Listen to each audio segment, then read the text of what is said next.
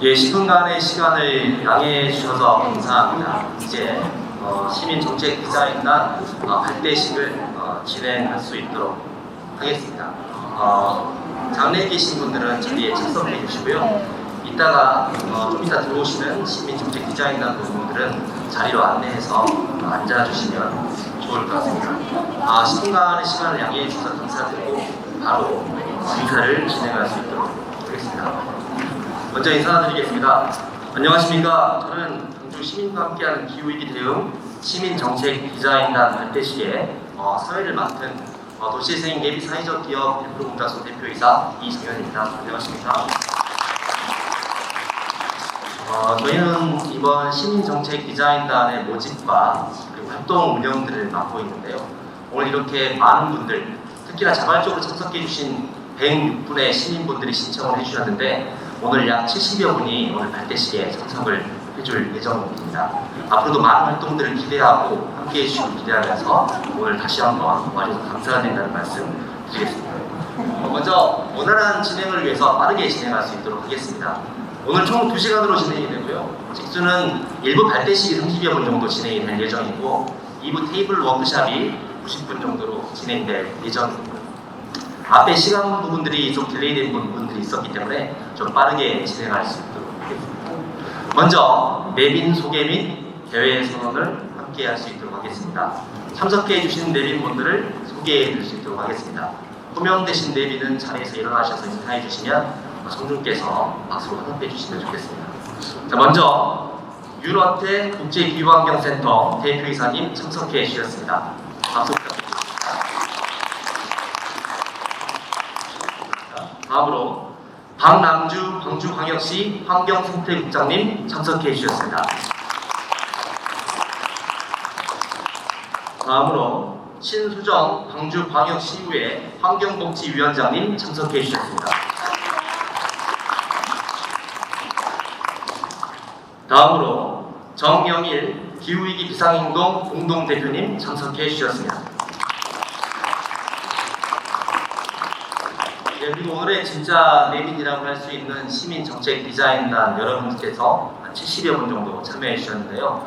오늘 함께 오신 분들을 환대하고 서로를 향해서 좀 이쪽 저쪽으로 눈 마주치시면서 서로를 위해서 좀 박수 치시면서 오늘 발대식 인사의 대회를 선언하겠습니다. 그럼 다음으로 국제기후환경센터 유런태 대표이사님 단상으로 나오셔서 인사 한 말씀 해주시겠습니다. 무대 위로 나오실 때 박수 부탁드리겠습니다. 이렇게 뵙게 돼서 반갑습니다. 저는 국제기후환경센터의 대표이사를 맡고 있는 유런태라고 합니다. 이렇게 좋은 날 여러분들 만나뵙게 돼서 정말 고맙습니다. 2045 탄소중립 광주라는 우리들이 공동의 목표를 가지고 있습니다. 그리고 이 공동의 목표를 달성하기 위해 바쁘신 와중에도 광주 시민과 함께하는 기후위기 대응 시민정책기자인단 발대식에 참석해 주신 여러분 모두 진심으로 환영합니다. 특히 시민정책기자인단의 깊은 애정과 관심을 가져주시고 격려를 위해 한 걸음에 달려와 주신 광주광역시의회 환경복지위원회 위원장 신수정 위원님, 반갑고요. 광주광역시 박남주 환경생태국장님, 광주 기후위기 비상행동 정영일 대표님께 깊은 감사의 말씀을 드립니다. 오늘 이 자리는 광주의 탄소중립 도시 달성을 위해 광주 공동체 일원으로서 솔선수범하고 106명의 시민정책 기자인단 여러분을 위한 자리입니다. 함께 자리해 주신 여러분께 깊은 감사의 말씀을 드립니다. 지난해 코로나19의 창궐과 기후위기의 심화로 우리는 생활과 사회, 경제 전반에 큰 영향을 받았고 아직까지도 이 상황은 지속되고 있습니다. 이러한 상황 속에서도 정부는 항구의 한국판 그린뉴딜, 탄소 중립 사회선언 등 기후위기 극복을 위한 다양한 노력을 시작했고 광주광역시를 필두로 많은 지자체에서도 탄소 중립 정략을 선언하였습니다. 광주형 예행 그린뉴딜 종합계획은 세계 여러 정책들의 견적으로 비교 우위에 있는 정책이라고 중요하고 그리고 또한 앞서 나가는 정책이라고 생각을 합니다. 하지만 우리의 목표인 2045 탄소 중립 에너지 자립 도시 달성을 위해서는 시민 여러분들의 적극적인 참여가 바로 그 핵심입니다. 그리고 그 중심에는 바로 시민정책 디자인단 여러분이 있습니다. 우리 세대는 기후변화에 대응하기 위해 노력하는 인류의 마지막 세대라는 이야기가 있습니다. 그만큼 기후위기는 심각해졌고 또 그런 만큼 합리적이고 효율적인 기후위기 대응책이 절실합니다. 그런 의미에서 오늘의 시민정책 디자인단 말대식은 시민이 주도하는 탄소 중립 사회로의 전환을 위한 첫 발을 내딛는 매우 의미 있는 순간이라고 생각합니다. 여러분이 제안하는 경우는 시민 제안 과제가 될 것이고 시의 기후변화 대응 기본 계획에 반영이 될 것이며 시민이 주도하고 적극적으로 참여하는 탄소 중립 사회의 선도적인 모델이 될 것입니다. 오늘 발대식을 기점으로 시민정책 디자인단이 시민이 주도하고 시민과 함께하는 광주광역시의 탄소 중립 도시 달성에 큰 역할을 할 수 있도록 각별한 애정과 관심 그리고 성원을 다시 한번 당부드립니다. 감사합니다. 대표이사님의 인사 말씀 감사드립니다. 다음으로 박남주 광주광역시 환경생태국장께서 격려사 해주시겠습니다. 무대 위로 올라오실 때 박수 한번 부탁드리겠습니다.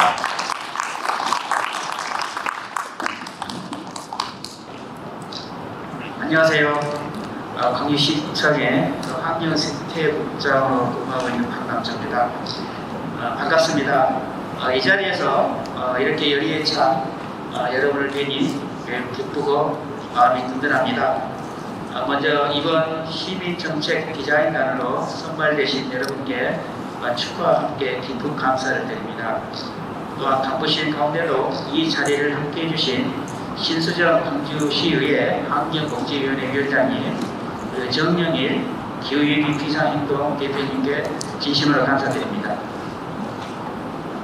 달대식 행사를 준비하신 윤원태 국제기후환경센터장님을 비롯한 관계자 여러분께도 감사의 말씀을 드립니다.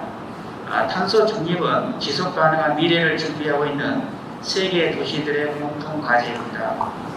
코로나19와 폭염, 장마, 이상기후 등 자연의 엄중한 경고를 우리는 녹색 혁명의 계기로 삼아야 합니다. 우리 시는 국내 최초로 2045년까지 탄소 중립 에너지 자립 도시를 선언하였습니다.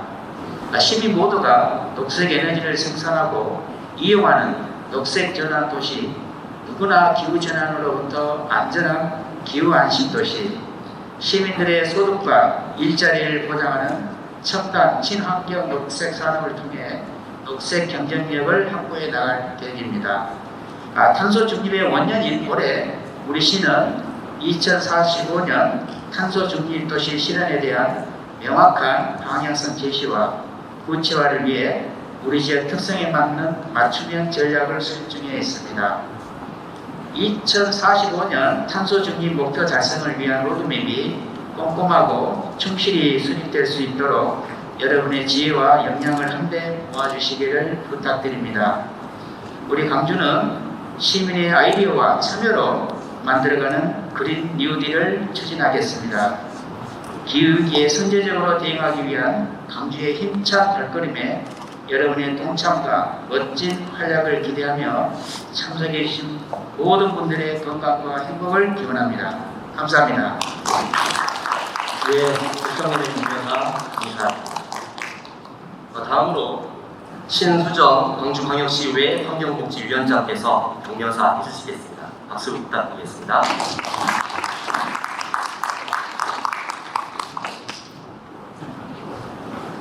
안녕하세요, 신수정입니다. 제일 앞서 우리 윤원태 대표이사님께서 태블릿 PC로 다 가져와서 인사말 하는데 좀 폼나 보이더라고요. 저는 이렇게 그냥 종이대기에 딱 들고 와가지고 나름 정성껏 준비한다고 준비했는데 앞으로 저도 인사할 때는 좀 폼나게 태블릿 PC 정도 들고 와서 이렇게 딱 좀 해야 되겠다 이런 생각이 좀 들었어요. 근데 저는 깜짝 놀란 게 지금 옆에 분들 이렇게 보시면 저는 야 어디서 이렇게 보석 같은 분들을 켜갖고 왔을까? 그렇게 저는 찾아봤더니 폐가 반짝반짝 거리는 거예요. 그래서 이 심정적 디자인하는 분들 정말 잘 모셔왔다. 이 보석들을 참 욕심난다. 저희가 선거할 때는 이렇게 막 찾아봤더니만 어떻게 찾아냈을까? 막 이런 생각이 들면서 되게 막 설레고 기분이 좀 좋은 것 같습니다. 그래서 다시 한번 우리 광주 시민 정책 디자인단 출범을 진심으로 정말 진심으로 축하드려요. 제가 굉장히 많이 기대를 좀 합니다. 그리고 딱 24년 남았어요. 그게 무슨 뜻인지 아마 아실 거예요. 광주가 2045년 탄소 중립 도시를 선언을 했잖아요. 딱 24년 남았습니다. 그리고 저는 늘 의회에서 이렇게 얘기를 했어요. 우리가 탄소 중립 도시 이걸 선언에만 그치지 말자. 선언에서 그치지 말고 조금씩 실천하자라고 그런 것을 보여주자라고 늘 의회에서 강조를 해왔었거든요. 근데 아마 이게 조금씩은 해오고 있지만 실질적으로 그 일을 하는 데 있어서 이게 행정에서만 의회에서만 맨날 말로만 한다고 해서 되는 게 아니라 여기 계신 우리 이제 디자이너 분들이 실질적으로 그런 역할을 해주지 않을까 이런 생각도 들고요. 저는 이게 또 해야 하셔야 될 일들 중에 하나가 물론 저희들도 하겠지만 145만 우리 광주 시민들에게 도대체 탄소 중립 도시가 무엇인지 이렇게 알리는 일 이런 일 굉장히 중요하잖아요. 도대체 하긴 해야 되는데 뭘 어떻게 해야 될지 잘 모른다고 봐요.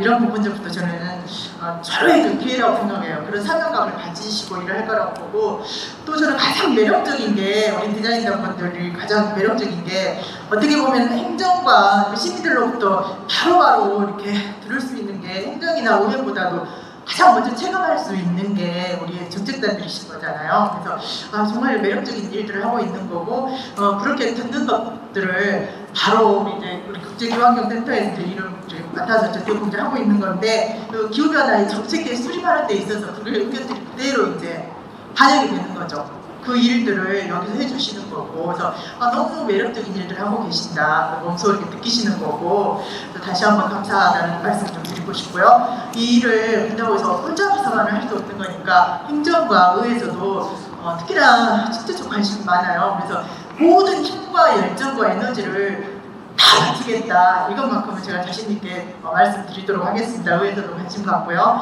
그래서 늘 파트너가 이렇게 함께 있다라고 생각을 해주시고요. 다시 한번 우리 시민정책 디자인단 발대식 개최를 축하드리고 여기 계신 시민정책 디자인단 여러분들의 건강과 몸이 튼튼해야 되잖아요. 일을 열심히 하시려면 건강과 하시는 일마다 다 잘 되기를 건승을 기원을 해보겠습니다. 고맙습니다. 그리고 감사합니다. 다음으로 정영일 기후위기 비상행동 공동대표께서 격려사 해주시겠습니다. 박수 부탁드립니다. 네, 여러분 반갑습니다. 아마 여기에서 저하고 가장 많이 스킨십도 하고 매주 금요일 날마다 금요 행동을 같이 하셨던 그런 동지적인 그런 애착을 가지고 이 자리에 왔습니다. 저는 광주 기후위기 비상행동 대표를 맡고 있는 정영일입니다. 오늘 이렇게 뜻깊은 자리에 또 와서 이렇게 여러분들 얼굴을 볼 수 있어서 대단히 반갑고 또 정말 오늘 큰 일을 만들어야 되는 그 자리가 바로 이 자리인 것 같습니다. 오늘 오전에는 시의회에서 녹색교통 앞으로 광주의 교통을 녹색으로 어떻게 디자인할 것인가에 대한 그런 토론과 그리고 여러분과 같은 이런 이제 디자인하기 위한 그런 이제 전문가들이 모여가지고 토론하는 자리가 있었는데요. 오후에는 이제 그런 것들을 포괄적으로 전체적으로 이렇게 만들어내는 그런 정말 중요한 자리에 또 여러분들이 이 자리에 와 있는 것 같습니다.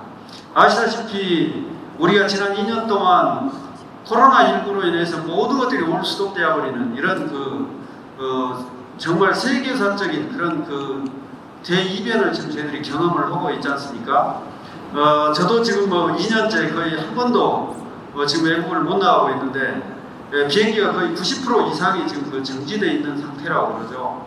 이러한 원인들도 지금 오늘 우리가 같이 고민해야 될 이 기후위기에서 비롯된 것이라고 하는 것을 두말할 나위 없이 여러분들도 잘 아시리라 믿습니다. 그래서 우리 기후위기 비상행동에서는 올해 잘 아시다시피 기후와 관련해서 녹색교통, 그리고 에너지 전환, 그리고 채식 활성화, 그리고 탈석탄과 그리고 자원 순환 이 5가지 그 영역에 대해서 우리 시민들이 직접 행동에 나서고 그리고 직접 이 시를 끌어가고 추동해 나가면서 기후위기를 바꾸는 그런 그 행동을 하자 해서 매주 금요일마다 우리가 12시에 장소를 바꿔가면서 이렇게 지금 해오고 있는데요. 여기는 지금까지 단체와 그리고 마을에 있는 관심 있는 이런 시민들이 이런 5개의 어젠다들을 가지고 저희들이 해왔었습니다.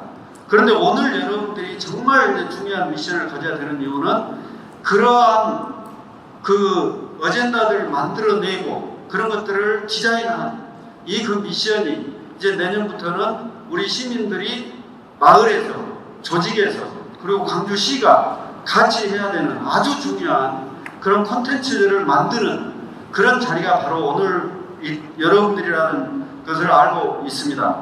특히나 많은 전문성과 그리고 활동 분야가 많은 다양한 여러분들께서 다양한 의미를 주셔서 내년에 꼭 광주가 우리 대한민국을 넘어 세계적인 그런 글로벌 어젠다로 만들어질 수 있도록 여러분들의 좋은 그런 아주 엑셀런트한 그런 이 아이디어들을 좀 많이 내주시기 바랍니다. 고맙습니다.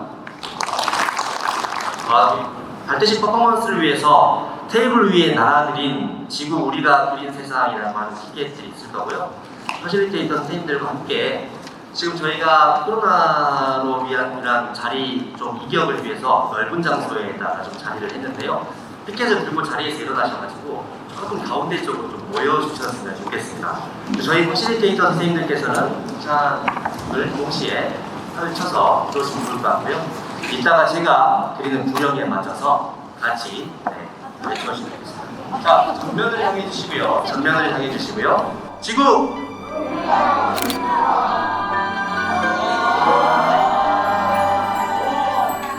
네, 자리에 착석해 주시고 협조해 주셔서 감사합니다. 예, 바로 이어서 그러면 시민정책 디자인단 위촉장 수여가 있겠습니다. 저희가 이번에 106분의 시민정책 디자인단 분들을 모집을 했는데요. 10대부터 60대까지 한 분씩 선발했습니다. 수상을 위해서는 윤원태 대표이사님께서 수고해 주시겠습니다. 제가 각 연령의 대표자분들을 호명하면 무대 위로 올라와 주시면 좋겠습니다. 10대 이승원, 20대 김영윤, 30대 정소피아, 40대 이종천, 50대 양만주, 60대 최승현님 무대 위로 올라주시면 좋겠습니다. 위촉장 이승원, 기아를 2045 탄소중립 에너지 자립도시 달성을 위하여 광주광역시 기후변화 대응 기본계획 수립 과정에서 정책 및 의견을 제안하고 시민 참여와 실천을 확산하는 시민정책 디자인단으로 위촉합니다. 2021년 6월 18일 재단법인 국제기후환경센터 대표이사 윤원태. 박수 부탁드리겠습니다. 네, 수요 후 기념 촬영은 다 같이 할 수 있도록 하겠습니다. 다음 20대 대표님. 위촉장 김영윤. 이하 내용은 같습니다. 박수 부탁드리겠습니다. 다음 30대 위촉장 정소피아. 이하 내용은 같습니다. 네, 박수 부탁드리겠습니다. 40대 위촉장 이종천. 이하 내용은 같습니다.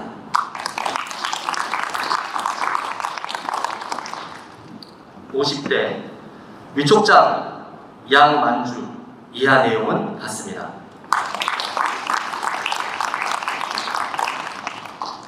마지막으로 60대 위촉장 최승현. 이하 내용은 같습니다. 예, 그러면 대표이사님과 대표 수혜자분들 좀 앞으로 나오셔서 같이 한번 사진 촬영할 수 있도록 하겠습니다.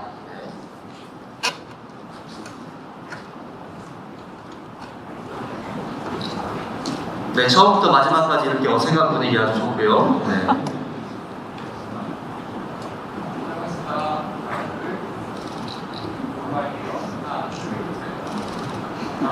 예, 대표이사님과 필요하신 시민 여러분들은 자리로 돌아가 주시기 바랍니다. 네, 마지막으로 오늘 행사의 주제 영상을 시청하고 일부 순서를 마치도록 하겠습니다.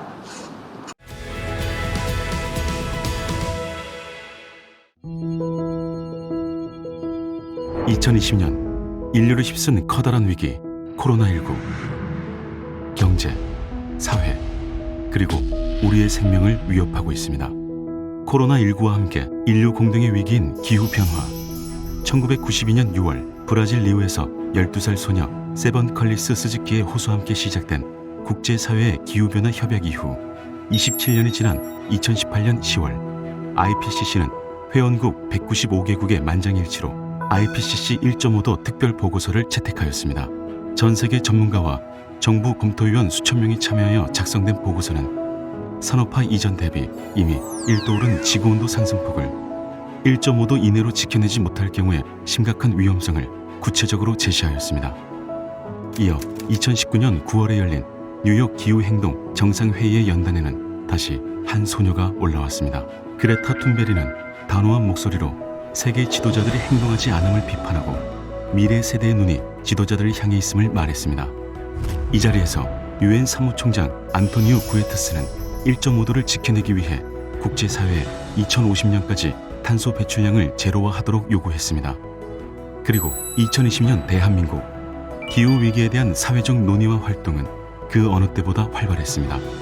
2019년 시민들의 기후위기 비상행동을 시작으로 각계각층에선 기후위기에 대한 자성과 우려의 목소리가 울려 퍼졌고 이어 탄소 중립을 위한 촉구와 연대의 움직임이 시작되었습니다. 지자체, 교육계, 종교계, 정부 모두가 함께 움직인 결과 우리는 탄소 중립으로 나아가기 위한 큰 한 걸음을 내딛게 되었습니다.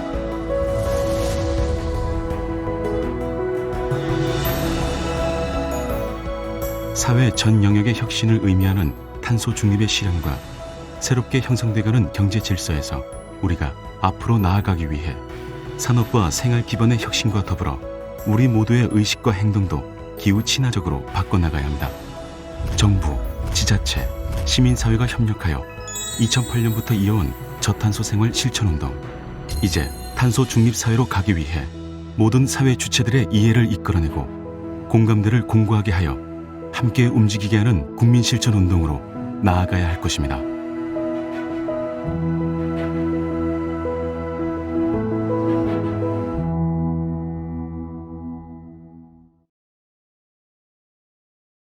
네, 주제 영상 시청까지 일부 순서를 모두 마칠 수 있도록 하겠습니다. 박수로 자리를 정돈하고 5분 후에 시작할 수 있도록 하겠습니다.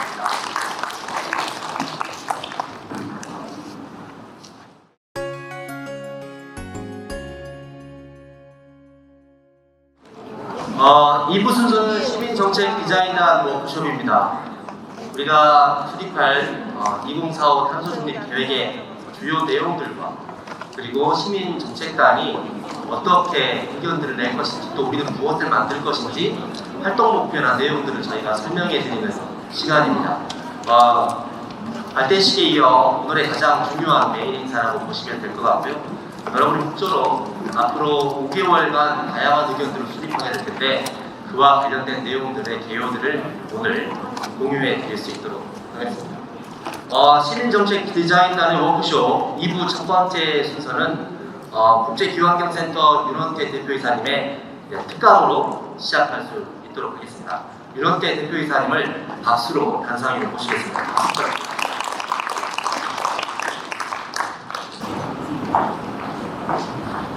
제가 오늘 말씀드리고 싶은 것은 요즘에 이제 기후 위기라고 기후변화도 기후 위기라고 바꿔서 부르기 시작을 했잖아요. 그래서 이제 요즘에 이제 기후 위기라고 하는데 그 기후 위기를 극복하기 위해서 탄소 중립이나 이러한 전 세계적인 정책을 우리가 펴고 있는 중이고 그중에 우리 광주광역시가 선도적으로 전 세계적으로 제가 보기에는 전 세계적으로 선도적인 역할을 하고 있다고 생각을 합니다.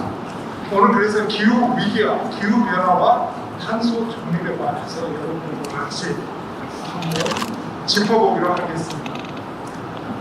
먼저 우리가 어떤 기후 위기가 온 것을 얘기를 하게 되는데 그 가장 밑바닥에 있는 게 바로 뭐가 있을까요? 바로 지구 온난화나 지구 기후라는 기온 상승 때문에 생기는 겁니다. 그래서 우리가 얘기를 할 때 우리가 지금까지의 기후가 지금까지의 노멀감이라고 하죠. 그래서 우리가 요걸 예전부터 쓰기 시작한 나중에 하나가 뉴 노멀이라는 소리를 하잖아요. 그게 바로 저겁니다. 새로운 기후가 기온이 매년 상승을 하고 있다. 근데 기온이 상승을 하면은 거기서 그치는 게 아니라 여기에서 보시는 것처럼 기후가 항상 대동을 하는 것은 재해입니다. 자연재해를 대동을 하고 있어요. 그래서 그 자연재해의 강도, 크기와 빈도, 횟수가 증가를 하고 있다. 그래서 이 그림을 보시면 아시겠지만, 여러분들이 보시면 아시겠지만 예전에 있던 태풍이라든지 허리케인이라든지 이런 것들이 예전에도 있었어요. 그런데 기후변화가 심해지면서 그 강도와 빈도수가 증가를 하고 강도는 커지고 있다는 것입니다. 이러한 것들이 사회에 미치는 영향이 뭡니까? 이렇게 되니까 이런 기후위기로 인해서 동반되는 재해로 인해서 모든 사회 전 영역에 걸쳐서 영향을 받고 있습니다. 저기 보시는 것들은 우리의 먹거리 아니면 수송업, 우리의 기관 산업들이 사회 모든 분야에 영향을 미치고 있고 그럼으로써 영향을 미침으로써 우리가 가지고 있는 사회 시스템에 취약한 부분들이 드러나기 시작을 합니다. 그래서 우리들이 해야 하는 게 뭐냐? 이런 뉴 노멀 시대에 새로운 뉴딜 정책이 필요하다라는 거죠. 이 뉴딜 정책은 거꾸로 우리가 공동으로 기후 위기를 극복하기 위해서 뉴딜 정책이 필요하다라고 하는 것입니다. 그래서 이러한 기후 위기에 사회적으로 우리가 대응을 하려고 하면은 크게 네 가지로 우리가 공부를 해가지고 정책들을 세우고 행동들을 하게 되는데 첫 번째가 뭐냐면은 기후 위기에 대한 과학적인 합리적인 인식들이에요. 먼저 모든 정책의 출발은 거기에 대한 어떠한 현상에 대한 과학적이고 합리적인 거기에 분석에서부터 시작을 한다. 이러한 분석이 끝나고 나면 우리가 사회적으로 의제를 만들어가는 과정입니다. 사회적으로 아젠다를 만들어가는 거죠. 우리나라 같은 경우는 2050 탄소 중립 정책이라든지 광주 같은 경우는 AI 그린뉴딜 정책이라든지 2045 탄소 중립 정책이라든지 사회적으로 이러한 의제들이 만들어가는 과정을 지금 우리는 겪고 있는 거예요. 그리고 이러한 의제들이 완성이 된다면 그 다음에는 바로 이러한 것들로서 제도화하고 이러한 것들은 어떤 식으로든지 사회적으로 제도화되고 법적으로 제도화돼가지고 이게 사회 전반에 스며들 수 있도록 하는 거예요. 그래서 오늘 모이신 여러분들이 가서 해야 되는 과정이 뭐다 하면 아젠다를 만들고 그 아젠다를 가지고 우리가 사회적으로 제도화를 시키는 그 중간에 여러분들의 역할이 있다고 생각을 합니다. 그래서 이러한 것들이 끝나고 나면 바로 클라이밋 액션으로 지나가는 거죠. 그래서 이 네 가지가 우리가 기후위기를 사회적으로 만드는 정책적으로 대응을 하라고 할 때는 이 네 가지가 조화를 이루어야 된다고 생각을 해요. 그러면 이런 기후위기가 어떻게 해서 발생을 하게 된 것인가? 기온 상승이라고 했는데 기온 상승은 왜 일어나는가? 그게 이제 대기 온실가스의 증가라고 얘기를 하고 있고 대기 온실가스의 증가 중에서도 이산화탄소가 가장 많은 부분을 차지하고 있다고 얘기를 합니다. 그러면 지금 여러분들이 보고 계시는 그래프가 뭐냐면 과거 80만 년 동안에 지구 대기상에서 이산화탄소 농도가 얼마만큼 됐었는가를 이렇게 나타내는 거거든요. 아마 여러분들이 보셨으리라고 생각을 해요. 하지만 저 그래프가 의미하는 것은 뭐냐면 과거 80만 년 동안에 단 한 번도 대기 중에 이산화탄소 농도가 300ppm을 넘은 적이 없다는 거예요. 과거 80만 년 동안. 그런데 지금 현재 지구 평균 이산화탄소 농도가 얼마나 될까요? 아마 여러분들 잘 아실 거라고 생각을 해요. 지난 5월달에 417ppm을 넘었다는 공식적으로 이런 통계에 보시면 그렇게 나와 있습니다. 그런데 그러면 400ppm이나 300ppm이 의미하는 게 과연 뭘까요? 과거 300만 년 전에, 지금으로부터 300만 년 전에 지구 대기상에서 이산화탄소 농도가 딱 한 번 400ppm을 넘은 적이 있었어요. 그때 당시에 지구의 해수면 온도는, 해수면 높이는 현재보다도 10m에서 20m 정도 높았고, 기온은, 지구 대기 기온은 현재보다도 2도에서 3도씩가량 높았습니다. 그리고 그린란드에서는 가서 울창한, 열대 우림처럼 울창한 숲이 형성이 돼 있었어요. 그게 바로 지구 대기상의 400ppm의 유력이라고 보시면 돼요. 근데 지금 현재 어떤가? 현재 우리 대기 이산화탄소 농도는 417ppm을, 평균 417ppm을 넘고 있습니다. 그래서 문제라는 거예요. 그러면 이제 이러한 이산화탄소나 대기 온실가스가 어디에서 많이 방출되는가? 여러분들 잘 아시잖아요. 이 이산화탄소가 가장 많이 발생 원이 뭐냐면 바로 화석, 에너지를 얻는 과정에서 이산화탄소가 가장 많이 발생해요. 그런데 그 이산화탄소가 발생하는 그 에너지원을 우리는 어디에서 얻느냐? 바로 화석연료를 사용하는 데서 얻는다. 그래서 몇 개 나라를 여기 보시는 것처럼 비교를 해봤거든요. 우리나라에서 에너지를 얻고 있는 게 화석연료 등에서 보시면 석탄이 차지하고 있는 비율, 석유가 아니면 천연가스가 차지하고 있는 비율들을 원자력이랑 비교를 해보시면 우리나라는 19년 기준으로 해가지고 전기를 발전하는 비율인데 40.4%가 석탄으로 우리가 에너지를 얻고 있는, 전 세계에서 가장 높은 나라 중에 하나라고 보시면 돼요. 그래서 우리나라는 지속적으로 에너지를 얻고 있는데 화석연료 의존도가 높아지고 있는 수준이에요. 그리고 이제 독일이나 다른 나라들을 보시면 정체하는지 약간 내려오는 의존도가 화석연료 의존도에서 타협하는 경향을 가지고 있습니다. 그리고 그러면 우리나라는 정말 가서 에너지를 갖다가 석탄이라든지 화석연료에서 얻고 있다면 현재 이산화탄소 증가 경향은 어떤가? 다른 나라들과 비교해서 이걸 설명이 필요하지 않으리라고 생각을 해요.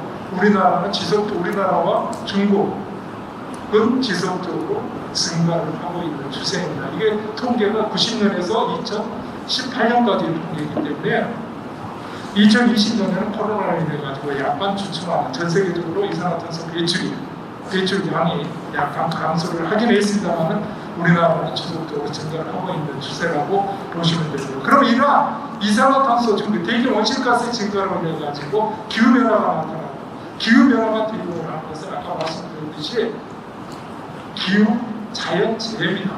기후 변화는 자연재해. 그럼 어떤 기후 변화는 자연재해가 나타나고 있는 것을 살펴봅니다. 첫 번째로 해년마다 기온이 상승을 하고 있는 거예요.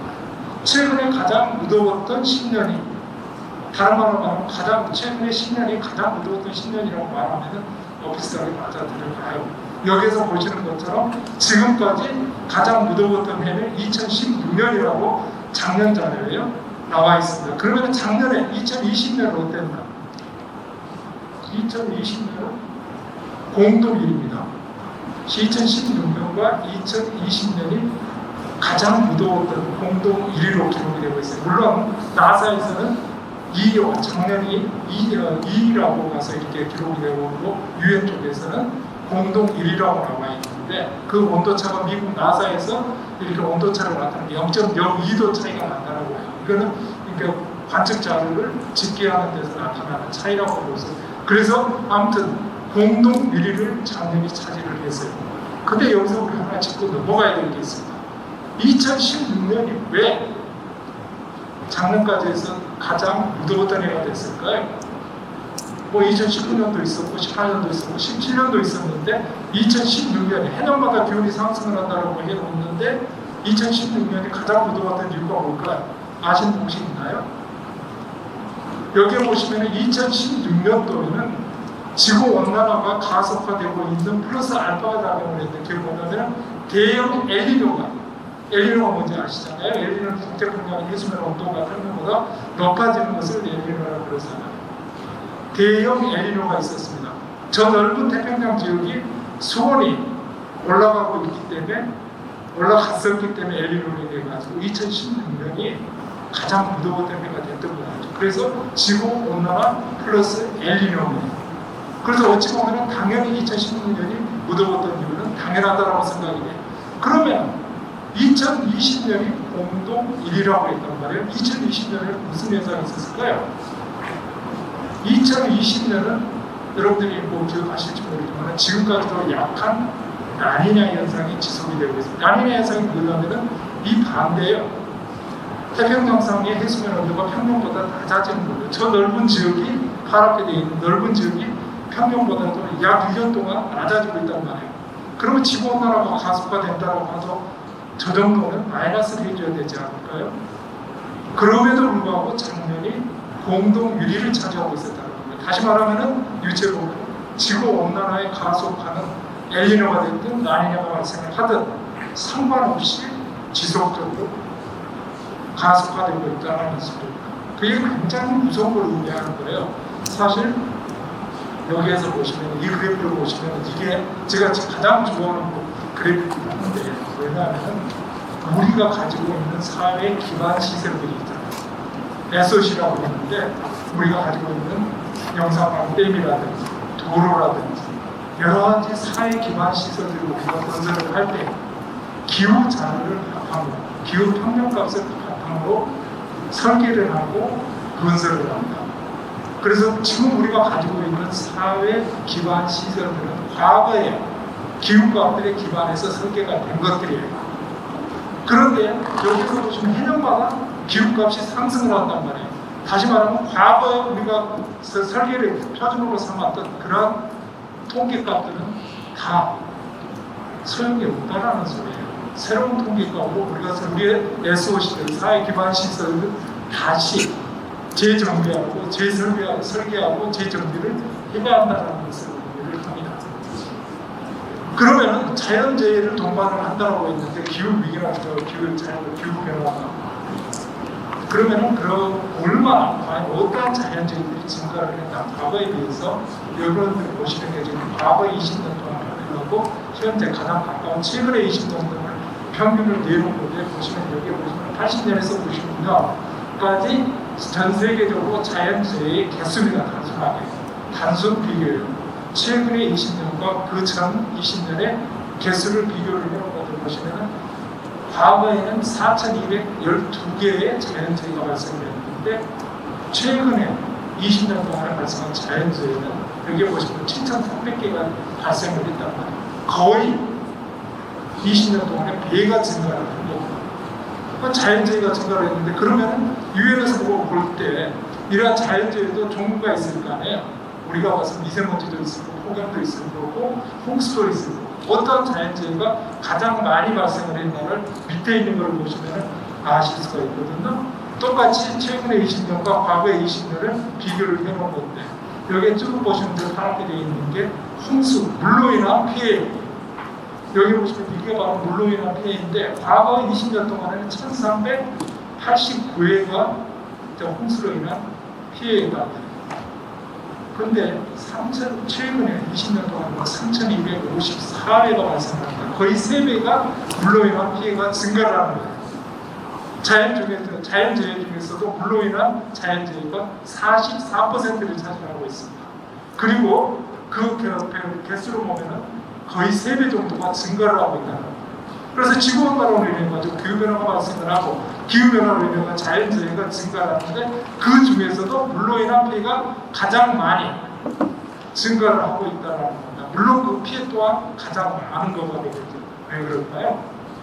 왜 기후변화로 인해서 다른 재해들도 많을 건데 하필이면 물로 인한 피해가 가장 많이 발생을 하는가? 누가 아는 사람 있나요? 혹시? 영감을 우리 10대도 있고 디자인들의 20대도 있고 30대도 있잖아요. 그게 이렇다고 합니다. 보면은 지구의 기온이 대기 기온이 1도 상승을 하게 되면은 우리 지구를 보면은 해양으로 이루어져 있어요. 76%가 해양으로 물로 이루어져 있습니다. 그래서 대기 기온이 1도가 상승을 하게 되면은 바닷물도 데워져서 7%가량의 수증기가 같이 대기 수증기가 증가를 한다는 거예요. 대기 수증기가 증가를 한다는 게 뭘 의미하냐면 수증기는 공기 중으로 유입이 되고 나면 어느 순간에는 응결이 돼가지고 비로 떨어진단 말이에요. 물방울로 떨어진단 말이에요. 그 물방울로 떨어지는데 수증기가 예전부터 많이 올라가기 때문에 이게 한순간에 많이 응결이 돼가지고 비가 오게 되면은 예전에 비해서 폭우가 많이 내립니다. 이 폭우는 그 물이 땅으로서 지면으로 스며들기도 전에 이렇게 가서 모든 걸 한꺼번에 쓸고 내려가 버리는 게 폭우라고 해요. 그래서 물순환의 시계가 굉장히 빨라지고 있고 이 물순환의 시계가 빨라지면서 여기에 적응하지 못하는 지구상의 많은 종들이 멸종을 하고 있다고 해요. 우리는 거기에 대한 피해는 보고 있지 않습니다. 왜냐하면 우리 인간들은 먹이사슬의 가장 최정점에 있는 그러한 종이기 때문에 저 정도에는 사실 영향을 받지 않지만 이 지구상에는 우리 외에 몇만 종의 다른 종들이 같이 살고 있단 말이에요. 그 적응 못하는 종들은 도태가 되고 있다고 보시면 될 것 같고요. 이렇게 수증기가 증가하면서 사회 기반, 우리들이 가지고 있는 사회 기반 시설이라든지 이런 것들이 저렇게 피해를 그 자연재해로부터 우리를 보호해주지 못하고 있다는 거예요. 그러면은 이게 이제 자연재해를 봤는데 기후변화의 영향, 사회적인 영향이 아니면은 전 세계적으로 미치는 영향이라는 게 과연 무엇인지 한번 보도록 하겠습니다. 기후변화를 우리가 얘기를 하고 있는데 기후변화에 전 세계적으로 취약적이 과연 어디인가, 어떤 나라가 기후변화로 인해 가지고 가장 많은 피해를 보고 있는 나라들인가를 뽑아놓고 보니까 아프리카하고 아시아에 있는 나라들이에요. 그 중에서도 가장 빈국들, 저게 보시는 게 최빈국 10개국이 가장 많은 기후변화의 영향. 그래서 우리들이 바로 기후 정의를 얘기를 하고 기후 공정을 얘기를 하고 그런 것입니다. 그래서 왜냐하면 저 가장 최빈국들, 아프리카에 있는 최빈국들, 아시아에 있는 최빈국들은 기후변화의 책임이 거의 없는 나라들이라고. 지금도 공정 하나, 변변화 공정 하나 없는 나라들인데 가장 기후변화로 인해서 피해를 많이 보고 있는 나라들이에요. 그러면 기후변화 전 세계적으로 봤었을 때 기후변화로 인해 가지고 피해를 본다라고 하는데 아프리카 지역이 가장 많습니다. 아프리카가 어떠한 피해를 보고 있는가? 그다음 아시아 지역에는 뭐가 있는가? 여기에 보시면 여기 아프리카잖아요, 그죠? 아프리카인데 저 노랗게 되어 있는 지역들은 바로 사막화나 가뭄으로 인해 가지고 저 지역들은 가뭄으로 인해 가지고 기후 난민들이나 피해가 나타나는 지역입니다. 그리고 저렇게 빨갛게 분홍색으로 되어 있는 지역들은 물로 태풍이라든지 이런 홍수로 인해 가지고 난민들이 발생하는 지역들이에요. 대부분이 아시아 지역, 태평양 연안에 있는 아시아 지역들은 물로 인한 태풍으로 인한 그러한 피해는 난민들이 발생하는 지역이고 저쪽에 아프리카에 있는 여기는 사하라 사막이에요. 사하라 사막이 있는 지역인데 사하라 사막이 지금 기후변화로 인해 가지고 확장을 하고 있습니다. 그래서 저는 이제 사하라 사막이 아프리카 지역을 보게 되면 여기가 바로 사하라 사막이고 이쪽 남쪽으로 사하라 사막이 확장을 해요. 저 사하라 사막의 남쪽 지역은 사헬 지역이라고 합니다. 사헬 지역은 유목민들이 그가 초목지대이고 유목민들이 거기서 유목을 하는 지대예요. 그런데 저기가 사하라 사막이 남쪽으로 이렇게 확장을 하면서 저기에 살고 있던 1970년대부터 저기에 사막화가 시작이 됐는데 저 사막화가 시작되면서 저기에 있던 유목민들이 남쪽으로 이동을 하게 됩니다. 그리고 그때 당시에 영어로 가서 사막이 뭔지 아시죠? 데저트입니다. 영어로 데저트라고 하는데 사막화라는 단어가 1970년에 그전에는 없던 단어였어요. 그게 사전에 다시가 아니라 생겨가지고 사전에 들어가게 됩니다. 그게 바로 사막화라는 단어인데 사막화는 영어로 desertification, 사막화입니다. 저 아프리카 지역의 사하라 사막이 남쪽으로 확장이 되면서 저기서 60만 명 정도가 귀화로 사망을 하게 돼요. 그 사건으로 인해 가지고 그 사막화라는 단어가 생기게 되고 여기에서 아무튼 이 지역에서 아프리카 이 지역에서 많은 기후 난민들이 발생을 하는 지역입니다.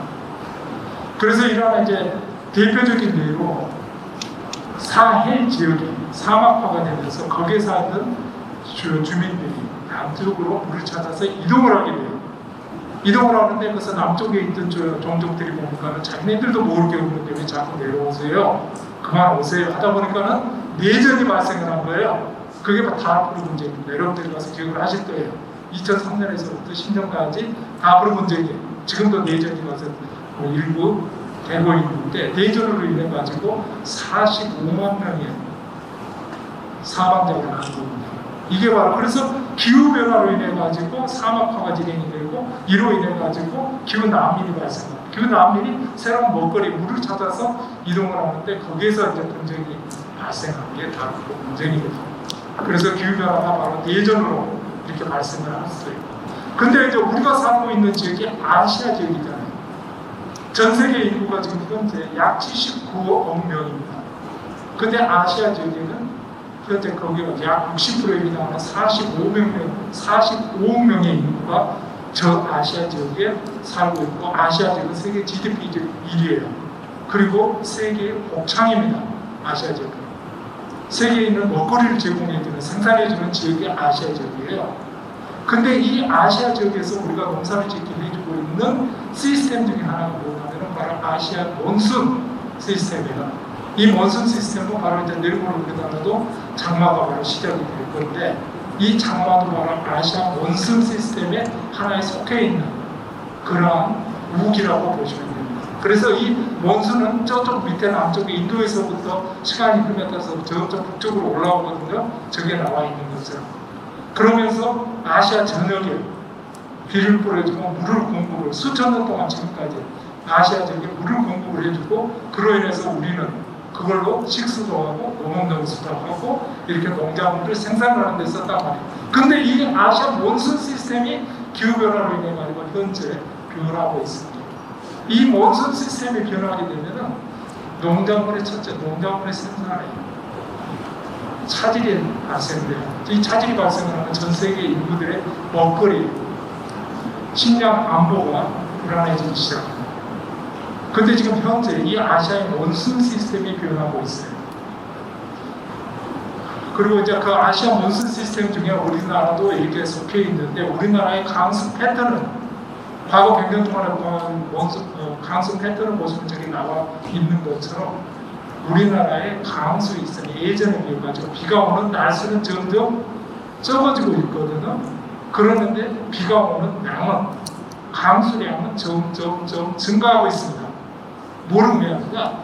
비가 많이 올까? 비가 한 번 왔다 하면 엄청나게 한꺼번에 쏟아붓고 만다라는 소리예요. 근데 비가 양은 많아지는데 한꺼번에 이렇게 많이 쏟아져서 다 쓸고 내려가고 있기 때문에 굉장히 많은 피해가 발생할 수 있다는 것입니다. 그래서 우리나라는 지금 이러한 폭우, 그러니까 여름철에 많은 이제 가서 폭우가 내리게 되는데, 이 폭우로 인한 피해가 엄청나다고 보시면 될 것 같습니다. 그러면은 이러한 것들을 우리가 슬기롭게 대응하고 정책들을 만들어서 우리가 보다 안전한 사회를 만들기 위해서 하는 게 뭐냐? 그게 바로 전 세계 국민들이 하고 있는 탄소 중립 넷제로 정책입니다. 그 넷제로 정책을 하기 위해서 여러분들이 같이 고민을 해주고, 시민 여러분들이 고민을 해주시고, 그리고 시에 있는 여러 공무원분들이 여러 가지 아이디어를 개발을 하고 정책들을 개발을 하셔가지고 이러한 유행하고 있는 정책들을 만들어 그걸 실천을 하다라고 하는 겁니다. 그래서 우리가, 근데 이제 우리가 탄소 중립 얘기를 하고 있는데, 여기에서 하나 강조를 하고 있는 게 세계적인 인구입니다. 지금 현재 79억 명의 인구가 지구상에 이렇게 살고 있다고 있는데, 2050년이면 몇 년 안 남았어요. 2050년이면 100억 명에 도달할 거라고 합니다. 세계 인구가. 근데 이 인구가 증가와 우리나라는 인구가 수가 감소를 하는 나라예요. 그렇지만 전 세계적으로 볼 때 2050년대에는 증가를 할 거라고 보는데, 우리 지구상에서 인구가 10억을 넘은 게 1804년이었어요. 1804년도에 지구상의 인구수는 10억 명밖에 되지 않았습니다. 그로부터 220년이 지난 오늘 79억 명, 200년 동안에 69억 명의 인구가 증가를 합니다. 그리고 앞으로 20년 후인 50년도에는 30년 후인 2050년에는 100억이 될 거라고 해요. 이 100억의 인구가 지구상에 살게 되면 첫 번째 우리가 먹거리를 만들어 생산을 해야 돼요. 근데 우리가 지금 지구상의 지표면을 보게 되면은 대부분의 지구상의 지표면을 우리가 주택으로 사용을 하고 있든지 아니면 도시에 표지필목으로 보게 되면은 우리가 대부분 사용을 하고 있단 말이에요. 더 이상 식량을 생산할 장소가 많지가 않습니다. 물론 다른 방법에 이제 식량을 개발을 해야겠지만, 그래서 먹거리가 굉장히 식량 안보가 중요한 문제의 대두가 될 수가 있겠고, 에너지입니다. 현재보다도 80%가 더 필요할 거라고 해요. 이 에너지는 아까 말씀드렸듯이 지금 현재까지는 석탄 대부분이 우리가 화석 연료를 사용하면서 에너지를 생산을 하고 있더라고요. 그런데 그 에너지가 80% 더 필요하다고 해요. 그리고 물도 현재보다도 50%가량이 더 필요해질 거라고 합니다. 그래서 이러한 문제를 우리가 같이 정책에는 반영이, 앞으로 미래의 정책에는 반영이 돼야 되는 것입니다. 그래서 현재 전 세계적인 동향을 보시게 되면은, 그래서 기후 변화에 우리가 기후 위기에 슬기롭게 대처하기 위해서 탄소 중립 정책을 만들어냈는데, 여기에는 바로 이제 그 기본이 되는 게 파리 협정이라는 거 아시잖아요. 2015년 12월 달에 파리 협정이 체결되고 발효가 된 게 2016년입니다. 2016년 11월 달에 파리 협정이 발효가 돼요. 그러면서 그 파리 협정의 가장 중요한 게 뭐냐면 장기 저탄소 발전 전략을 각 나라들, 세계 각 나라들은 유엔에다가 제출을 하셔야 돼요. 그래서 우리나라도 작년 12월 달에 장기 저탄소 LEDS라고 장기 저탄소 발전 전략을 유엔에 제출을 했습니다. 그리고 25년까지 그걸 가서 다시 수정을 해서 제출할 예정이라고 있잖아요. 그리고 또 하나 중요한 것은 기후 정상회의가 2019년에 열리게 됩니다. 이 정상회의 이후로 전 세계 121개국이 이렇게 저탄소 선언을 하는데요. 탄소 중립 정책을 선언을 하고 기후 동맹에 전 세계 121개국이 가입을 하게 됩니다. 그러면서 전 세계의 질서가 새로운 패러다임이 나타나고 있는 거예요. 새로운 질서입니다. 우리들이 저기에 동승하지 않으면 안 돼요. 그런 새로운 질서가 전 세계적으로 나타나는 새로운 패러다임이라고 해서 첫 번째가 새로운 경제 질서예요. 특히나 우리나라 같은 데는 수출을 해가지고 먹고 사는 나라입니다. 이런 수출을 해서 먹고 사는 나라인데 가장 중요한 게 탄소 국경세를 매기겠다라는 거예요. 지금 유럽 같은 데 23년부터, EU 같은 데 23년부터 탄소 국경세를 시행을 하겠다라고 하고, 미국도, 중국도 탄소 국경세를 도입을 하겠다라고 해요. 우리나라 같은 경우는 탄소 국경세를 지금 가서 내게 되고 굉장히 수출의 타격을 보게 되는 나라입니다. 그리고 또 하나가 뭐냐면 기업은 알아서 우리나라 같은 경우 광주에는 기아도 있고 삼성도 있고 우리나라에 대기업들이 많은데 이러한 대기업들은 이렇게 금융 투자를 받아서 가서 움직이고 있잖아요. 근데 세계의 금융 투자자들이 ESG 경영이라고 이제 ESG 지속가능 경영이라고 하는데 저기에다 환경을 생각을 하고 사회에 기여를 하고 윤리 경영을 하는 것을 바로 ESG 경영이라고 해요. 이러한 ESG 경영을 하는 회사에만 투자를 하겠다는 거예요. 그리고 실질적으로 ESG 경영을 하지 않는 회사는 투자를 나오지 않고 지금 20% 세계 금융 투자의 20에서 40%가 ESG 경영을 하는 회사에만 투자를 하고 있습니다. 그래서 새로운 경제 질서가 나타나고 있다는 거죠.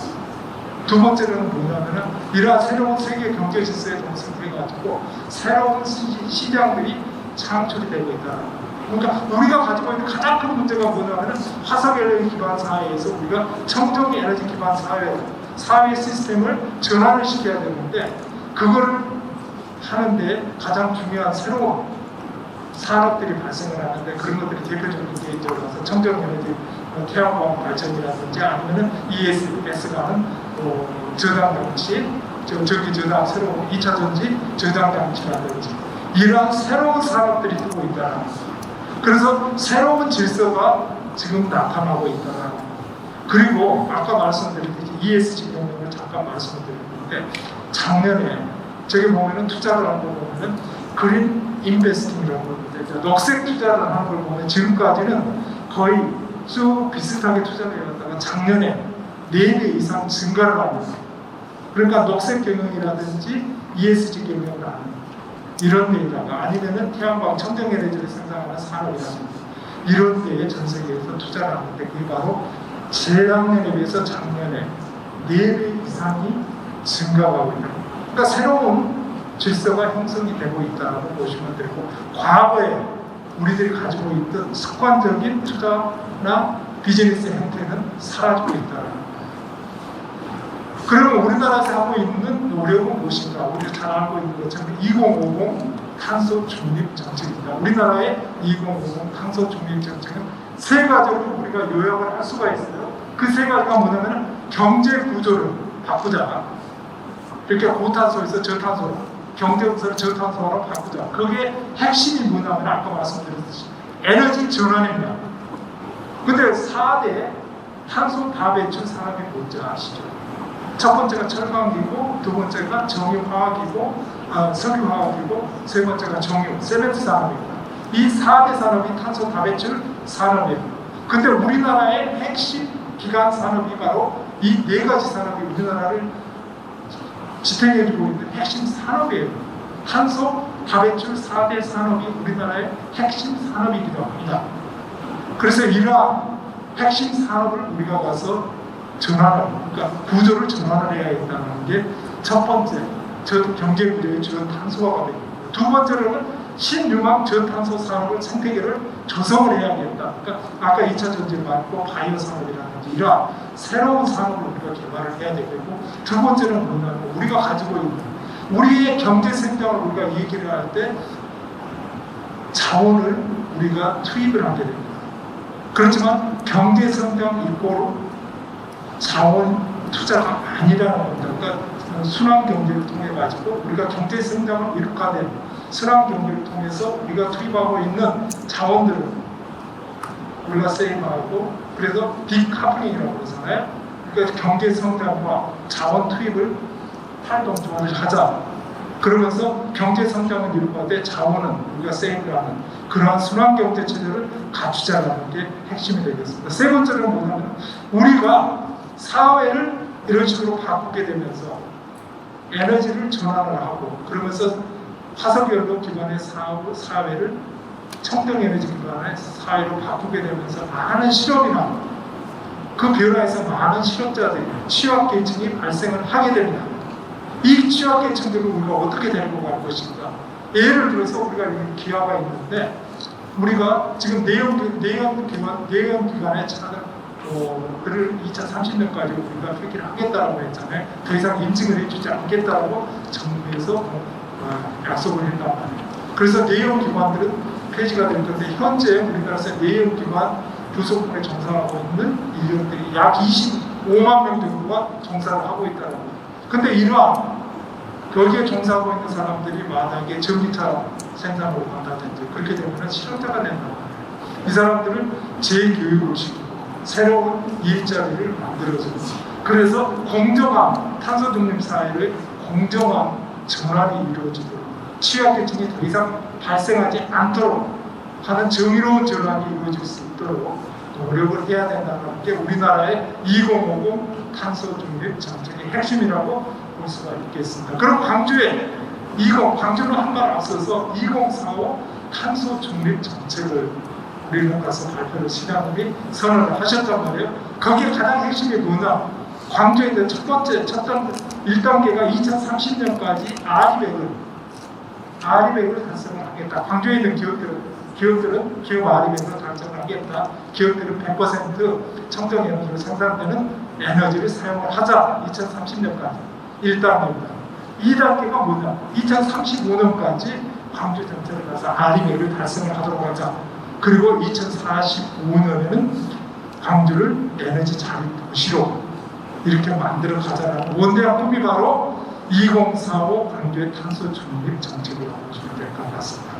그래서 지금까지 짤막하게 가서 이제 우리나라의 탄소 중립, 기후변화에서부터 탄소 중립 정책까지 간략하게 제가 설명을 드렸는데, 가장 중요한 것은 여러분들이 지금 우리가 서 있는 게 바로 우리 지구에는 내재되어 있는, 사회적으로 내재되어 있는 스트레스가, 위험이 있고, 그 다음에 기후변화나 외부로부터의 위험이, 스트레스가 있습니다.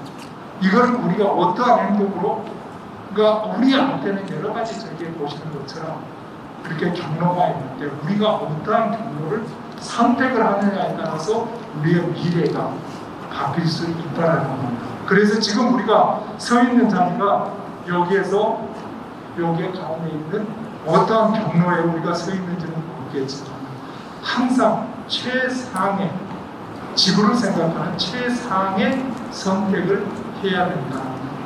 해야 될 것 같습니다. 그래서 다음 때 같은 제가 질문을 하거든요. 여러분들이 생각할 때 지금 현재 우리가 저 가운데 어디에 서 있는 것 같습니까? 하고 질문을 드리는 여러분들이 답변을 안 하실 것 같아서 질문을 안 드리겠습니다.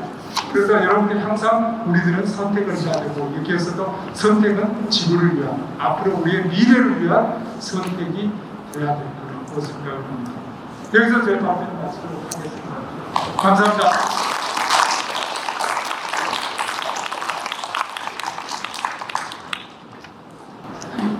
지금 총 106분의 시민 참여 시민정책 디자인단이 모집이 되었습니다.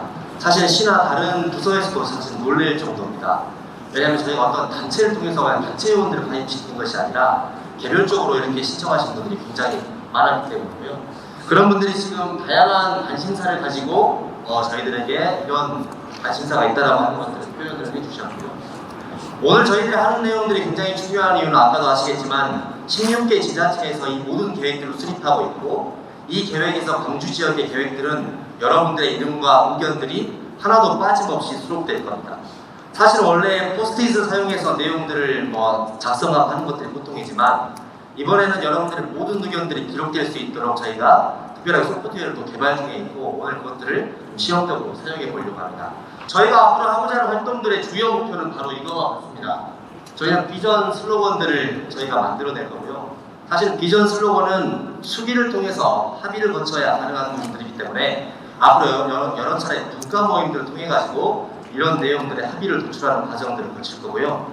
또 굉장히 중요한 것은 이번에 저희가 연령대별로 시민분들을 모았습니다. 왜냐하면 각 연령별로 기후 상황과 관련된, 문제 상황과 관련된 내용들이 생활환경들이 다를 것이라고 생각을 했기 때문에 실제로 각 연령별로 우리는 어떤 탄소 중립을 위한 실천 행동을 설정할지에 대한 좀 데이터를 만들기 위해서 연령별로 시민 참여단을 구성을 했습니다. 그래서 비전 슬로건을 앞으로 쭉 여러 가지 이벤트나 다양한 분들의 의견들을 모아서 투표하는 과정을 거칠 거고요. 오늘부터 각 연령별로 실천 행동들을 모아가지고 이 내용들을 합의하는 과정들을 진행할 예정입니다. 그리고 상시 다양한 시민 정책 의견들을 저희들의 애플리케이션이나 나중에 페이스북 페이지 이벤트를 통해 가지고 내용들을 주시면 그 내용들을 다 볼 수 있도록 하겠고요. 이 내용들은 앞으로 7, 8, 9, 10월을 거쳐서 최종 결과 보고서 때 저희가 이 내용들을 전달할 수 있도록 하겠습니다. 그래서 오늘 발대식 모임 이후로 저희가 여러 차례 전화를 드릴 건데요.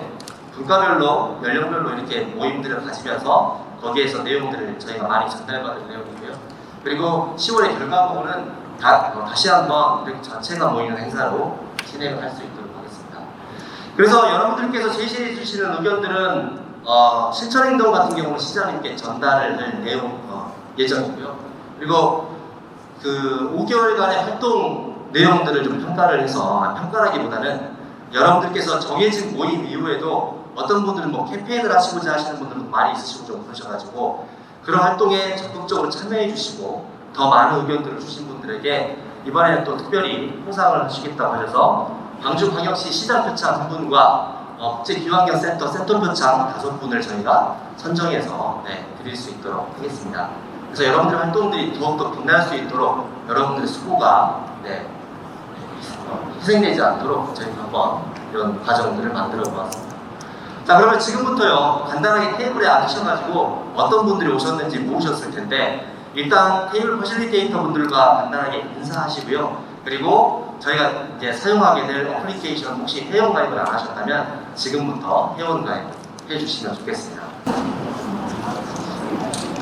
테이블 퍼실리테이터 분들과 인사를 나누셨으면 애플 플랫폼을 핸드폰에 깔아주시면 되고요. 이 지금 설치하시는 플랫폼은 포스트잇, 매직, 그리고 원래 사용하던 도화지 정도라고 생각하시면 되겠습니다. 여러분들이 쓰고 기록하셨던 그런 종이나 어떤 부산물들을, 필기구들을 저희 플랫폼을 통해 가지고 옮겨놨다고 생각하시면 되고요. 종이 사용 빈도를 좀 줄여보기 위해서 이 플랫폼 개발되었습니다. 그래서 3개의 투표를 진행하려고 하는데 그 투표창을 저희가 이따가 열어드리면 바로 진행하시면 되겠습니다. 그래서 저희가 투표로 훈련을 해보는 것은 탄소 중립 전환을 위해서 광주광역시가 노력하고 있다고 생각하시는지에 대한 가벼운 예, 아니오답변, 그리고 탄소 중립 정책 수립 시 시민 의견 반영이 중요하다고 생각하시는지 한번 의견을 여쭙는 것, 그리고 세 번째는 나는 탄소 중립 정책. 각자가 관심 분야를 하셨는데 이 부분에 대해서 얼마나 잘 알고 계신지에 대한 부분들을 저희가 투표로 한번 해볼 수 있도록 하겠습니다. 그리고 저희가 의견을 글로 텍스트로 쓴 글들을 받아볼 의견들은요, 탄소 중립 정책의 시민이해와 참여를 독려하기 위해서 어떤 활동이나 지원들이 추가로 필요하실지 저희가 뭐 3번 정도 이렇게 모임을 해서 토론을 하긴 하는데 그 외에 별도로 필요한 아이디어들이 있으시면 그 내용을 주시면 좋을 것 같고요. 혹시나 설마 평소에 이미 2045 탄소 중립 정책을 이미 작성하고 계신 분들은 그 내용들을 적어주시면 좋겠다는 의미로 내용, 아이디어를 받아볼 수 있도록 하겠습니다. 그리고 아까 저희가 그룹별로 의견 수렴하는 것은 연령별로 입장을 하시면 되는데 테이블에 계시는 퍼실리테이터 선생님들께서 안내를 해주실 겁니다. 그래서 연령별로 생활 환경이 다르기 때문에 기후변화를 야기하는 다른 행동들이 있을 거라고 생각하고 테이블에서 서로 같은 연령분들께서 모이셔가지고 우리에겐 이런 것들이 정말 현실적이지 않을까 하는 내용들을 충분히 이야기 나누시고 의견 수렴해 주시면 좋겠습니다. 자, 그러면 지금부터 회원 가입을 마치셨다면 바로 진행 한번 해볼 수 있도록 하겠습니다. 예, 그럼 투표 한번 진행 한번 해볼 수 있도록 하겠습니다. 어플리케이션으로 들어가시면 발대식 시민정책 디자인단 자유의견이라고 하는項目이 있습니다. 거기로 들어가셔가지고요, 투표하기에 참여해 주시면 됩니다. 투표하기에 참여해 주시면 되겠습니다. 광주광역시는 탄소 중립 도시 전환을 위해 노력하고 있다고 생각한다.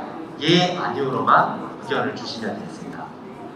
광주광역시는 탄소 중립 도시 전환을 위해 평소에 내가 느끼기에 잘하고 있다고 생각한다. 그렇다면 예, 아니면 아니요 답변해 주시면 되겠습니다. 네, 그러면 답변을 한 분이 아직 안 하신 것 같은데요. 네, 답변을 마감하겠습니다. 잘 하신 것 같으니까요. 네, 여기 참석하신 분들은 광주광역시는 탄소 중립 전환을 위해서 노력하고 있다고 생각한다. 네가 63%라고 얘기하셨고 아니오라고 이렇게 말씀하셨습니다. 저희가 앞으로 이런 것들을 어떻게 활용할 거냐면요, 예라고 생각하셨던 분들이 지금 많다라고 얘기하셨는데 아니오라고 생각하시는 분들은 무엇이 문제일까에 대한 부분들을 아이디어 제안으로 받아보거나 이런 부분이 잘 안 되고 있다고 생각한다. 이런 식으로 저희들이 이야기해 주시면 그런 창들을 만들어서 의견을 받아볼 수 있도록 하겠습니다. 자, 그럼 이번 투표를 마치고요, 제가 두 번째 투표를 한번 진행 한번 해볼 수 있도록 하겠습니다. 탄소 중립 정책 수립 시 시민 의견 반영이 중요하다고 생각한다라고 하는 부분에 예, 아니요 투표해 주시면 좋겠습니다.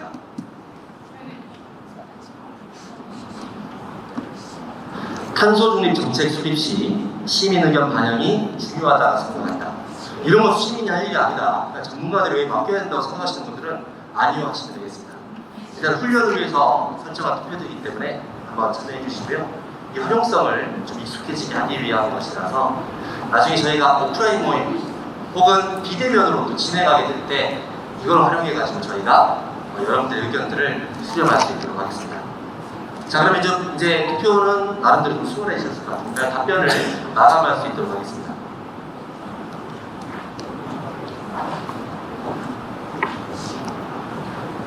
예, 이런 식으로 저희가 1000명까지 동시에 의견을 수렴해서 투표할 수 있는 기능들이 있습니다. 저희들의 목표는 여기 있는 106분의 시민 참여단 분들 외에도 많은 시민분들이 또 참여하셔서 다양한 의견을 주시기를 좀 희망하고 있습니다. 89명이나 되는 분들이야 89%가 되는 분들이 시민의 의견들이 정말 중요하다고 생각했고요.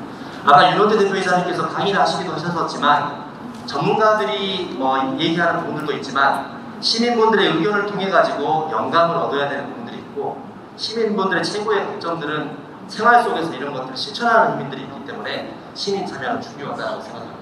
자, 그러면 투표를 한 가지만 더 해보고 다음 아이디어 제안 내용으로 넘어갈 수 있도록 하겠습니다. 자, 세 번째 투표 진행해 보겠습니다. 네, 이제 투표창에 들어가셔가지고요. 나는 탄소 중립 정책, 에너지 전환, 도시재생, 그린 뉴딜 이 부분에 선호도를 아마 측정을 하셨을 거예요. 근데 이 부분에 대한 개념과 내용들을 어느 정도 이해하고 있는지 없는지, 난 사실 전혀 모른다라고 하시면 아니오에다 체크를 해주시고요. 난 사실 조금은 알고 있어서 그 분야에 체크를 했다 하시는 분들은 예라고 해주시면 좋을 것 같습니다. 나는 탄소 중립 정책, 에너지 전환, 도시 재생, 그린 뉴딜의 개념과 내용을 이해하고 있다. 얼마나 많은 분들이 사전에 이런 내용들이 인지하고 계신지에 대한 것들을 말아보기 위한 질문입니다.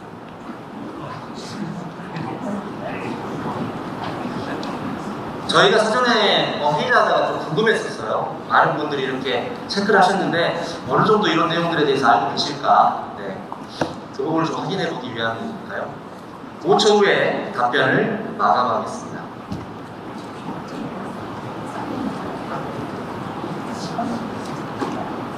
답변을 마감합니다. 이걸 보시면 네, 어떤 분들이신지 모르겠지만 56%나 되는 그 절반 이상은 이 내용들을 이미 좀 많이 알고 계시다고 하는 분들인 것 같고요. 아니오라고 하시는 분들, 무응답은 어떤 내용일지 모르겠지만 무응답으로 하시는 분들도 있었습니다. 그래서 일단은 선호하신 분야에 대한 내용들을 아시는 분이 절반 이상 된다라고 하는 것들을 저희가 유추할 수 있을 것 같고요. 자, 그러면 저희가 투표창을 통해 가지고 이런 내용 의견들을 받는 것들은 여기까지 할 수 있도록 하겠고요. 지금부터는 여러분들께서 직접 의견을 내주시는 아이디어 제안, 정책 의견들에 대한 것들을 진행해 볼 수 있도록 하겠습니다. 전체 자유창에서 아이디어 제안 쪽으로 들어가시면 좋겠습니다.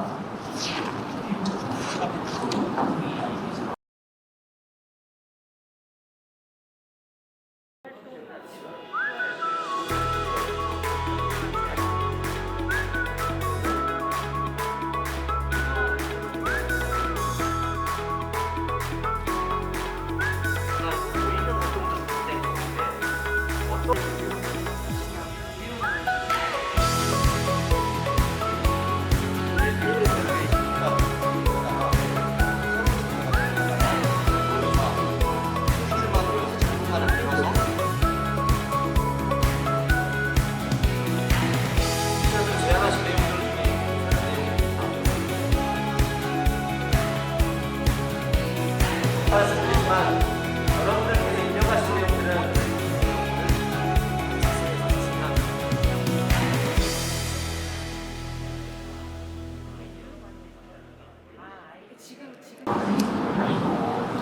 네, 여기 나와 있는 것들이 여러분들께서 작성해 주신 내용입니다. 이거를 저희가 일일이 한번 봐볼까요? 일일이 한번 봐볼까요? 네. 여기는 읽을 수 있는 것들을 한번 해보겠습니다. 의식개혁을 위한 캠페인, 탄소 중립도 여럿이 함께. 탄소 중립에 대해서 더 자세하게 홍보해주세요. 김태호 본부장님, 탄소 중립에 대해서 더 자세히 홍보해달라는 얘기가 있었습니다. 네. 다음, 자전거 도로 확산으로 탄소 중립 늘리기. 10대에게는 사회과 교육 과정에 넣는 것이 좋을 것 같다. 학교 교육 과정에 넣자, 이런 것도 의미가 있네요. 광주광역시 내 학교 페트병 등 재활용 불가. 네, 광주광역시 내 학교는 페트병 재활용이 불가하다고 합니다. 네. 탄소 중립도 여럿이 함께 탄소 중립에 대한 이해도를 높일 수 있도록 이렇게 적어주셨는데요. 개인이 해야 될 일과 탄소 중립 정책을 홍보해달라고 하는 의견들이 많이 있으시고요. 이런 말도 있네요. 나중에 이제 폰트의 글자 수를 좀 키울 건데요. 탄소 중립 등 어려운 단어를 일반 시민도 이해할 수 있도록 홍보해달라. 퍼실리테이터이네요.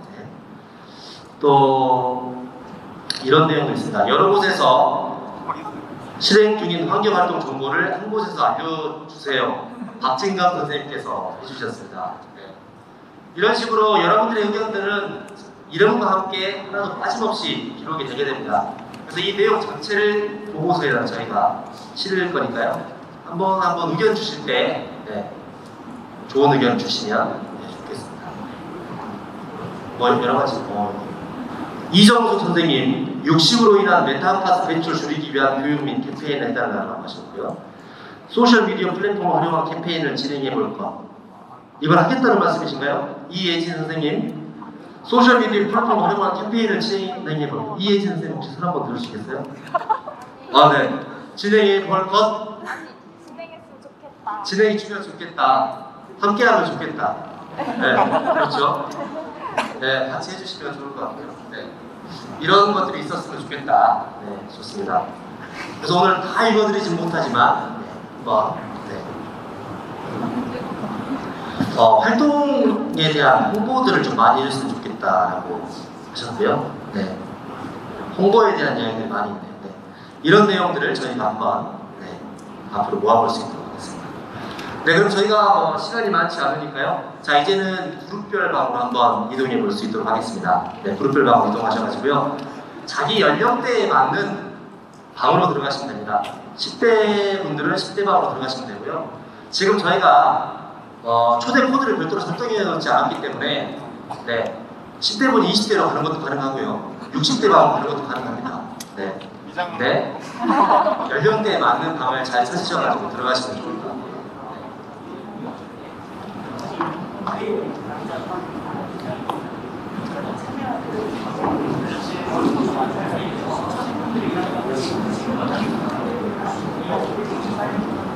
이거는 그룹별로 어떤 의견을 가지고 계신지에 대한 내용들을 취업하기 위한 거라서 그룹별 방을 찾아 들어가시면 되겠습니다. 20대 그룹, 40대 그룹, 50대 그룹, 30대 그룹을 저희가 좀 늦게 작성해서 아래쪽에 있을 겁니다. 30대 그룹 아래쪽에 있을 거라서요. 잘 확인하셔서. 자, 여기서는 실천 행동들을 이제 한번 만들어 보시죠. 그룹별로 이야기를 나눠주시고 그 내용들을 연령별 방에다 올려주시면 제가 한 방씩 확인해 볼 수 있도록 하겠습니다.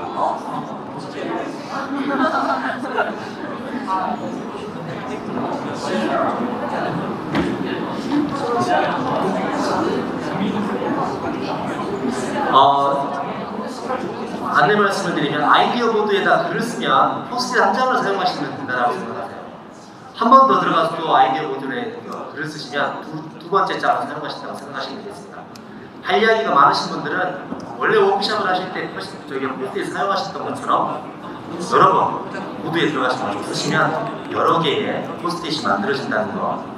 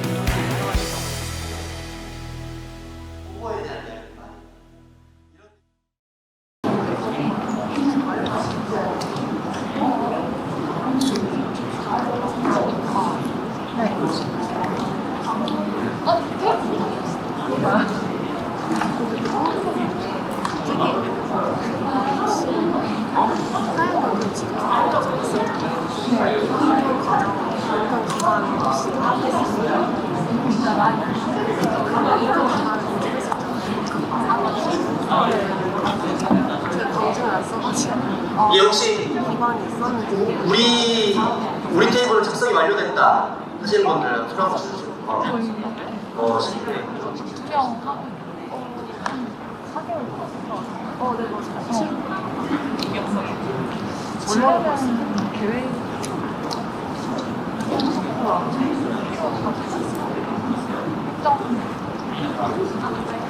예, 이건 시대분들께서 의견을 주신 겁니다. 시민들을 대상으로 탄소 중립에 대한 교육이 필요, 짧은 거리는 자전거를 이용하고 먼 거리는 대중교통을 이용. 이런 내용들이 사실 좀 가공돼야 될 것 같습니다. 실천 행동들을 한다고 할 때 가급적인 부분 저런 내용들을 나중에 저희가 같이 불가 모임들을 통해 가지고 내용을 다듬어 볼 예정이고요. 사용하는 물건만 사기. 그렇죠. 텀블러 사용 확대. 그렇습니다. 텀블러 사용 확대. 좀 더 구체적이었으면 좋겠습니다.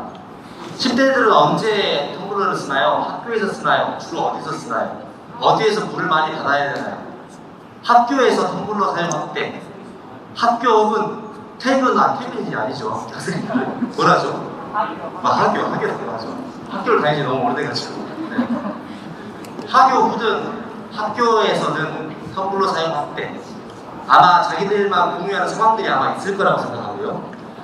미처 다 쓰지 못한 노트 아주 좋네요. 빈 부분 묶어서 재활용 노트 제작. 야, 저희 우리 10대 어르신들 저런 경험 있으시죠? 어렸을 때 묶어가지고 노끈으로 짠내가지고 하신 적 있으시죠? 10대 그룹은 60대 분들과 함께 워크숍을 한번 하는 걸로 그러면 사용 방법 알려주실 거고요. 분리수거 잘하기 맞습니다. 라벨 제거. 여러분 그 페트병 그 라벨 제거해 보셨어요? 뭐가 제일 잘 벗겨지던가요? 생수병입니다. 맞습니다. 네, 그런 거. 학교에서 하루 정도 날을 정해서 플로킹 활동 진행한다. 종이 아껴 쓰기, 네, 뭐 이런 것들 적어주셨고요. 또 다른 그룹도 한번 가보겠습니다.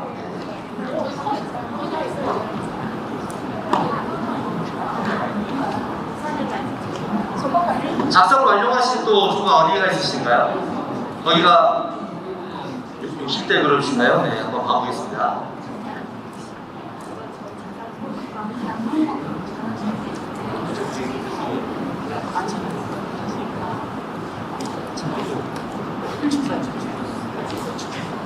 네. 대중교통 이용 재활용 분류와 실천을 잘하게 해요. 농촌지역 어르신들 쓰레기 불법 투기 소각기기 교육 철저히. 저희 실천하는 건 아닌 것 같은데요. 농촌지역 권고사항인 것 같은데 이거. 네. 가정에서 분리배출 실천 맞죠? 이제 이런 내용들 조금 더 이후에 좀 가다듬어져야 한다는 거고요. 자가용 사용 자제. 자전거 도로 이용, 도로 정비 철저, 지하철 이용. 네. 자가용 사용 자제를 어떻게 측정할 수 있을까요? 다 부살라버릴까요? 네. 그렇죠. 그렇잖아요. 네. 주차장. 네. 하여튼 여러 가지 문제가 있으니까요. 60대 그룹은 이런 내용을 주셨고요. 앞으로 내용을 더 또 다 작성하신 그룹 한 그룹만 보고 저희가 이제 마무리할 수 있도록 하겠습니다. 어차피 모든 그룹들의 내용들은 거기가 방금 70대라고 했죠? 예? 아닌가요? 아니야, 20대군요. 네, 좋습니다. 반갑습니다. 20대들은 어떤 생각을 가지고 계신지.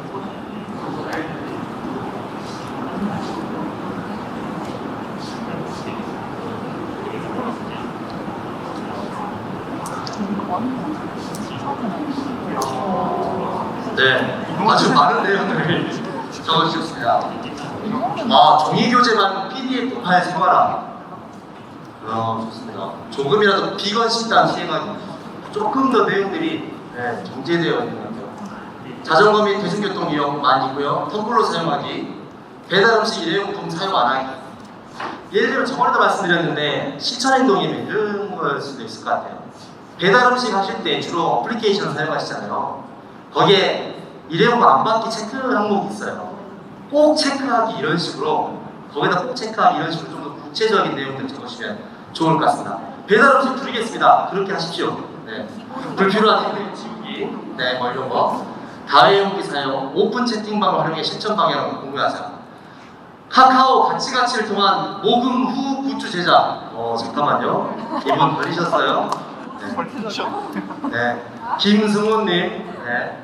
김승호님, 카카오 가치를 통한 모금 후 굿즈 제작 하실 예정이신가요? 그거 말고도 다른 인구 환경에 대한 활동을 하고 있어서 활동을 하고 있어서 아이디어가 나와가지고 같이 사람이 다 모이면 같이 하면 좋을 것 같아요. 네, 좋습니다. 꼭 하시라고 박수 한번 쳐주시면 좋겠습니다. 감사합니다. 네, 이런 식으로 여러분들의 의견들은 이름과 함께 다 있기 때문에 나중에 저희가 비전 혹은 슬로건, 어떤 아이디어, 어떤 과제들을 저희가 시에다 전달할 때 여러분들 이름이 꼭 남게 됩니다. 그래서 그런 내용들을 통해 가지고 저희가 이분 정말 의견도 많이 냈고 활동도 많이 참여하시고 이런 활동도 하셨어. 오히려 저희가 좀 측정하기 굉장히 좋을 것 같습니다. 오늘 이렇게까지 저희가 한번 연습을 한번 해봤고요. 사실은 더 장시간 설명해야 되는 경험지도라고 하는 게 있는데 그건 저희가 국가 모임할 때 개별적으로 설명을 드릴 수 있도록 하겠습니다. 그게 어떻게 보면 프로젝트를 기록하는 하나의 툴인데요. 그 내용은 오늘 설명하기에 시간이 충분하지 않을 것 같아서 다음번 때 분과 모임 때 설명을 드릴 수 있도록 하겠습니다. 오늘 이렇게 일부 발대식과 시민 정책 디자인단의 테이블 워크샵까지 함께해 주셔서 너무나 감사드리고 이 106명의 시민 참여단을 광주광역시가 지금 굉장히 주목해서 보고 있습니다. 이렇게 보여지지 않거든요. 왜냐하면 시민 참여단이 지금 여러 팀으로 구성이 되고 있는데 스마트 시티 쪽은 아직 덜 모였어요. 그래가지고 저희한테 협조를 요구하는 일도 있었었는데 아무튼 저희 시민정책 디자인단의 활동이 기대가 됩니다. 오늘 함께해 주신 여러분들 감사드리고 마지막 한 가지만 더 전달드릴게요. 끝나고 테이블별로 연령별로 한번 퍼실리테이터 선생님들과 사진을 한 번씩 찍어드리겠습니다. 그래서 앞이 됐든 옆이 됐든 자리를 정하시면 저희가 연령대별로 사진 한번 찍어드리겠습니다. 네. 오늘 함께해 주셔서 감사드리고요. 박수 치면서 이 시간 마칠 수 있도록 하겠습니다. 감사합니다.